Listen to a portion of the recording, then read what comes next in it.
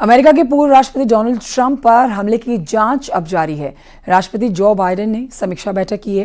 उन्होंने press conference करके इसकी जानकारी दी है कि सुरक्षा की समीक्षा जारी है। FBI जांच कर रही है पूरे मामले की। साथ ही उन्होंने कहा है कि हमलावर के हमले के मकसद का अभी तक पता नहीं चल पाया है। जो बाइडेन ने साथ ही ये भी कहा है कि ट्रंप फायरिंग केस में अपनी थ्योरी ना बनाएं। उन्होंने ट्रंप के प्रति अपनी संवेदनाएं व्यक्त की हैं।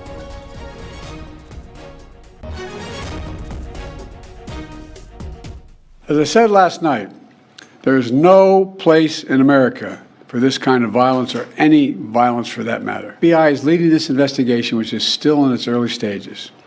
We don't yet have any information about the motive of the shooter. We know who he is. I urge everyone, please, don't make assumptions about his motives or his affiliations.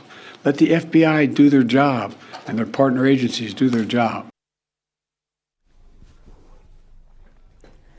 America के पूर्व राष्ट्रपति Donald Trump पर हुए हमले के तार अफगानिस्तान से जुड़ने की खबर आ रही है।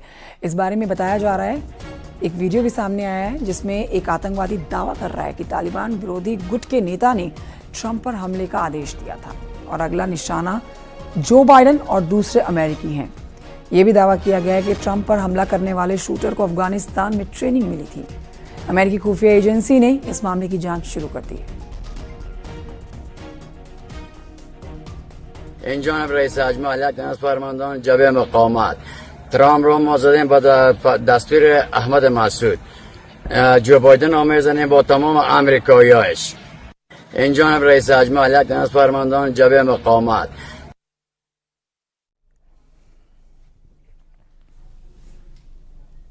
तो ट्रंप पर हमले से जुड़ी हुई एक और बड़ी अपडेट आप तक पहुंचा देते हैं। ट्रंप पर हमला करने वाले संदिग्ध शूटर की कार में बम बनाने का सामान भी मिला है। खबरों के मुताबिक हमलावर के घर में भी बम बनाने की सामग्री मिली है। हमलावर की बंदूक उसके पिता की थी। हमलावर का नाम थॉमस मैथ्यू क्रुक है, जिसकी उम्र महज 20 साल है। रिपब्लिकन पार्टी से जुड़ा था। ये भारतीय समय के मुताबिक रविवार सुबह 4 बजे हमलावर ने रैली में ताबड़तोड़ फायरिंग की, जिसमें ट्रंप के दाहिने कान पर गोली लगी। गोलीबारी में रैली में मौजूद एक व्यक्ति की मौत भी हो गई है। 2 लोग गंभीर रूप से घायल भी हुए हैं। और आपको बता देते हैं कि आखिर हमलावर जो महज 20 साल का है, इसका नाम थॉमस मैथ्यू है। पेंसिल्वेनिया के बेथेल पार्क का ये रहने वाला है। हमलावर की बंदूक उसके पिता की थी। शूटर के घर से बम बनाने का सामान मिला है। शूटर की गाड़ी से भी बम बनाने का सामान मिला है। रिपब्लिकन पार्टी से जुड़ा हुआ था ट्रंप का हमलावर।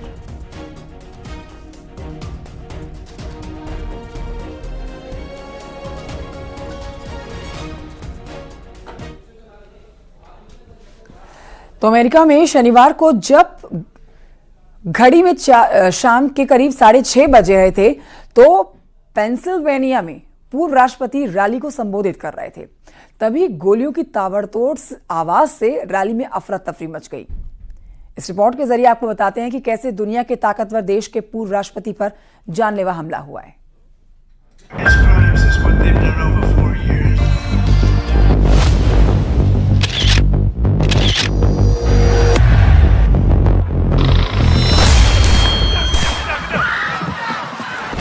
जगह बटलर, पेंसिल्वेनिया। दिन शनिवार, वक्त शाम के 6:30 बजे। ट्रंप स्टेज से अपना जोशीला भाषण दे रहे थे। डोनाल्ड ट्रंप को सुनने आए उनके समर्थक जोश में थे, तभी गोली चली। बताया जा रहा है कि जैसे ही ट्रंप को गोली लगने का एहसास हुआ, ट्रंप ने कहा, take a look at what happened. Trump के हाथ पर, कान पर, चेहरे पर खून लग चुका था। जानकारी के मुताबिक फायरिंग एक राउंड नहीं, कई राउंड हुई। रैली की जगह जहां कुछ देर तक ट्रंप और उनकी पार्टी की जय जयकार हो रही थी, चीख पुकार मच गई। लोग अपनी जान बचाने के लिए छिपने की कोशिश करने लगे। I'm at the Trump rally and somebody just started shooting. What's just happened? Oh my God. तब तक अमेरिकी सीक्रेट सर्विस के एजेंट्स हरकत में आ चुके थे। ट्रंप को तुरंत ही मंच से सुरक्षित अस्पताल तक पहुंचाने की कवायद शुरू हो गई। भीड़ के बीच से ट्रंप को निकालते हुए सीक्रेट सर्विस के एजेंट डोनाल्ड ट्रंप को कार तक लेकर गए। इस बीच ट्रंप अपने समर्थकों के लिए लगातार हाथ हिलाकर उनका जोश बढ़ा रहे थे।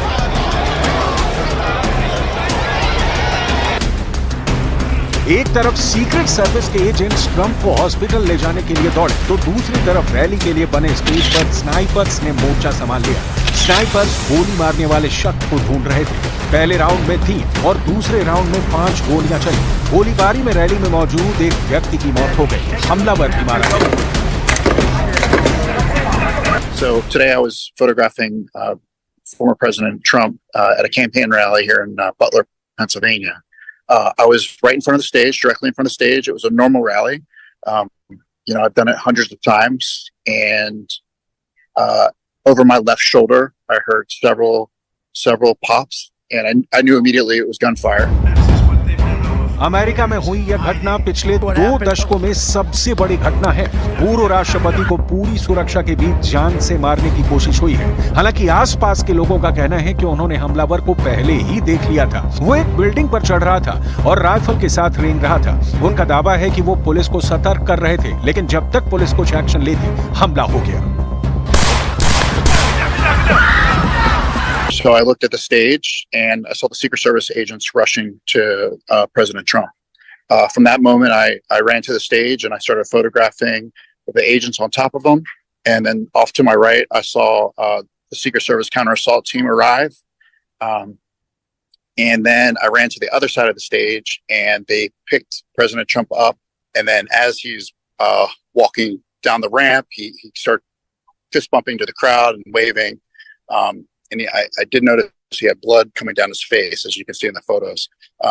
The agents took him down the ramp and they put him into an SUV. And again, as he was getting into the SUV, he also started pumping his fist again.